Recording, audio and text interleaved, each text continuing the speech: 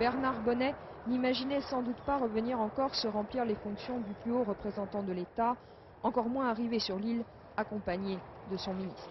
Si Jean-Pierre Chevènement a fait le voyage, c'est pour donner de la solennité à cette mise en place, montrer encore une fois que le meurtre du préfet Erignac ne saurait intimider l'État. Des forces de l'ordre, des journalistes, mais peu d'habitants d'Ajaccio étaient ce matin devant la préfecture. Bernard Bonnet, lui, connaît les lieux. De janvier 91 à novembre 92, il avait ses bureaux de préfet adjoint à la sécurité ici, au Palais Lantigny.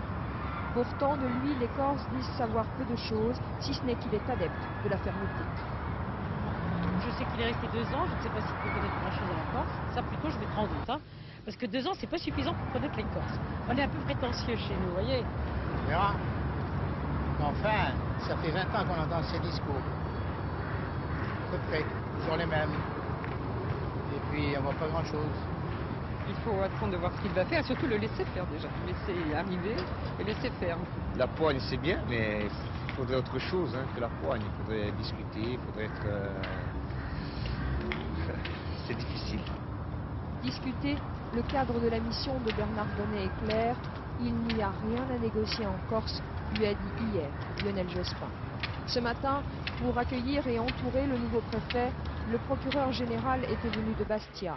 Les autorités de la gendarmerie, de la police, les enquêteurs même étaient présents. Dans les Pyrénées-Orientales, son ancien poste, Bernard Bonnet déplaisait aux régionalistes catalans.